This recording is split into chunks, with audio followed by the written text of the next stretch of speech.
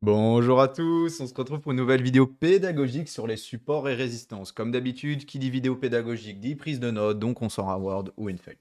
Au sommaire de cette vidéo, on va essayer de comprendre ce qu'est les supports et résistances, comment les identifier, des exemples sur le BTC et une conclusion pour finir. On commence direct avec une petite définition comme d'habitude. Un niveau de support se définit comme la concentration d'un niveau de prix sur un actif lors d'un mouvement baissier. Dans cette configuration, il n'est pas rare de constater un rebond sur ce niveau plutôt qu'une cassure et une poursuite du mouvement baissier. Définition d'une résistance se définit comme la concentration d'un niveau de prix sur un instrument lors d'un mouvement haussier. Dans cette configuration, il n'est pas rare de constater un rebond sur ce niveau plutôt qu'une cassure et une poursuite du mouvement haussier. Je préfère personnellement appeler ça des zones de réaction plutôt que des supports ou résistances, car un support passé deviendra une résistance future. Donc chaque support et résistance est une zone de réaction en fonction d'où se trouve le prix. Donc vous allez rarement m'entendre parler de support et résistance, vous allez plus m'entendre parler de zone de réaction. Et c'est pour ça que sur mon graphique, c'est marqué des levels daily, weekly ou monthly, mais pas support ou résistance. Comment identifier une zone de support-résistance qu'on va nommer par l'acronyme S/R? Pour identifier une zone de réaction, du coup, nous devons nous baser sur l'antériorité du graphique. Il faut donc les graphiques avec le plus d'ancienneté possible. Par exemple, le meilleur graphique pour le Bitcoin, c'est le BTC USD de Bitstamp, ainsi que pour les alts. Ça va plus être sur Binance pour les alts, et pour les shitcoins, je dirais que c'est plutôt KuCoin. Donc, pour placer les supports résistance, vous allez entendre beaucoup de choses. Chacun a sa petite manière à lui de placer les supports et résistances. Il y en a qui préfèrent les mettre sur les mèches pour essayer de connecter les mèches, d'autres sur les corps de bougie pour essayer de connecter les corps de bougie. Puis il faut que ça relie plusieurs points, puis il faut qu'il y ait les étoiles qui s'alignent avec Saturne. Bref, personnellement, moi, c'est très simple. Je n'utilise qu'une seule méthode pour placer mes supports résistance, c'est les doubles corps de bougie de renversement. Et je place mon support résistance sur le corps de bougie. Je vous ai mis un exemple juste ici. On fera des cas concrets juste après sur BTC. On a donc ici un prix qui part à la hausse, qui finit par se clôturer. Donc là, on est sur une vue monthly sur le graphique. Le mois suivant, le prix essaye de monter. Au final, part à la baisse et clôture en candle rouge. On a donc un niveau de réaction. Donc ici, vu que le prix est en dessous, un niveau de résistance sur le double corps de bougie ici. Et on voit que le prix a chuté.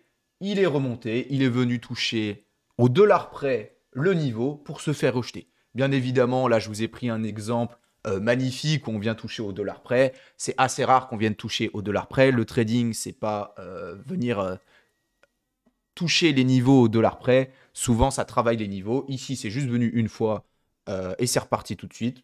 C'est parfait pour ceux qui sont rentrés sur ce niveau. Voilà, donc c'est comme ça que je place mes supports et résistances. On peut en identifier plusieurs des supports résistances sur toutes les time frames. Personnellement, je ne prends en compte que les niveaux monthly, weekly et daily parce que c'est les plus pertinents à mes yeux. Ça fonctionne sur des plus petites unités de temps. Ça m'arrive de regarder du 4 heures de temps en temps quand le marché il est très comprimé et qu'il est en train de faire un range parce que ça peut être des niveaux intéressants. Mais ça reste quand même très rare et c'est surtout du monthly, weekly, daily que j'identifie en zone de réaction. Et quand le marché comprime trop, je préfère identifier des zones de réaction avec un volume profile. On va commencer direct avec quelques exemples concrets sur le graphique sur comment placer ces supports et résistances. Donc là, on est sur le BTC USD de Bitstamp en vue monthly. Donc on voit que là, on avait donc un double corps de bougie en clôture. On revient, on le tag, on chute, on revient une deuxième fois. Donc là, on est en vue monthly, mais on voit que ça a rejeté également parce qu'on a clôturé en dessous. Puis après, on a ouvert et c'est parti.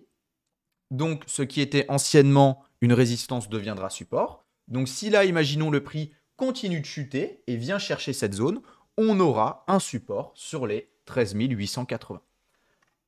Donc, une question peut être posée qui est quand est-ce qu'on laisse un niveau et quand est-ce qu'on l'enlève? Souvent, les supports et résistances, on va les placer et on va se dire, bon, quand est-ce que je le mets? Quand est-ce que je l'enlève? Par exemple, ici, on avait un autre niveau. OK. On voit que le prix vient. Il revient, il part, il fait support. OK. Personnellement, j'ai une règle. Si un niveau a été trop travaillé de support et résistance, je finis par l'enlever. Par exemple, ici, ce niveau, pour moi, il est plus pertinent parce qu'ici, on est venu le défoncer sans avoir beaucoup de réactions. Par la suite, il a refait des réactions. Mais à partir du moment où le niveau est défoncé, et breaké plutôt, je ne le prends plus en compte. Je vais vous mettre un exemple un petit peu plus concret sur, par exemple, une vue daily sur ce qu'on est en train de faire à l'heure actuelle. Hop. Donc là, on se met en vue daily. On va chercher tous les niveaux en double corps de bougie. Donc là, on est en daily. On voit juste ici. Hop. Daily level. Donc on voit qu'à l'heure actuelle, on est en train de se faire rejeter par ce niveau. OK. Là, par exemple, ici, on pourrait se dire qu'on a un daily level. On voit qu'à la hausse, ça n'a pas fait de réaction. À la baisse, ce sera à surveiller. On peut en identifier également un ici qui est pertinent. Et là, on va aller regarder ici. Donc là, si on s'identifie tous les corps de bougie, on pourrait se dire on en a un là, on en a un ici, on en a un ici. Et là, à mes yeux, sur les trois que je viens de tracer, il y en a un qui n'est plus pertinent. Pourquoi il est plus pertinent? Parce qu'on voit qu'il n'a pas fait d'effet. Il a fait de l'effet par le passé, et après, il n'a plus fait d'effet. Parce que le niveau a été trop travaillé.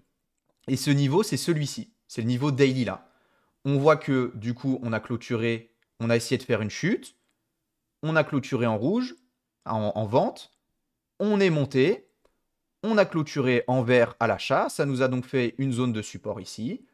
On est revenu, on a fait un support pour repartir. Au final, on l'a break, on a clôturé en dessous. Le niveau n'est plus pertinent. On va zoomer un petit peu là-dessus en 30 minutes. Et on voit que le niveau ici, quand il a été placé, voilà, il a fait son support ici, il est parti, et bam, il a été défoncé. Alors, il a quand même fait un petit peu de support, mais là, pour moi, il est plus pertinent parce qu'il a été trop travaillé.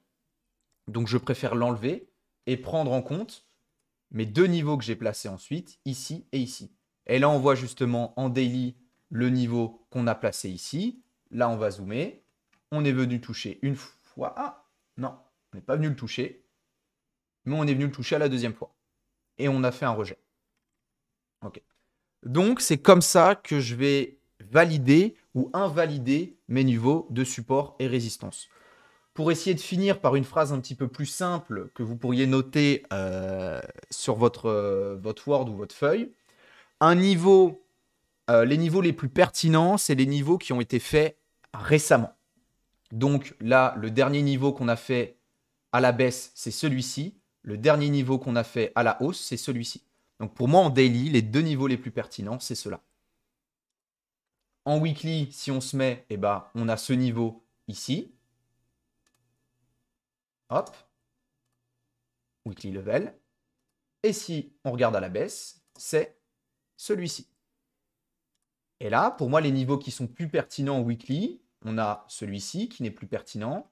On a celui-ci qui n'est plus pertinent parce qu'on voit que le prix, c'est bon, a travaillé cette zone et ces niveaux ne font plus de réaction. Donc, il est plus pertinent de les laisser sur le graphique. Ça ne sert à rien de laisser son graphique chargé pour rien.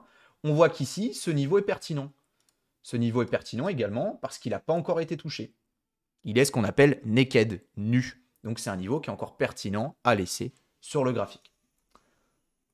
Voilà pour les cas concrets sur l'emplacement des supports résistances. On finit par une petite conclusion.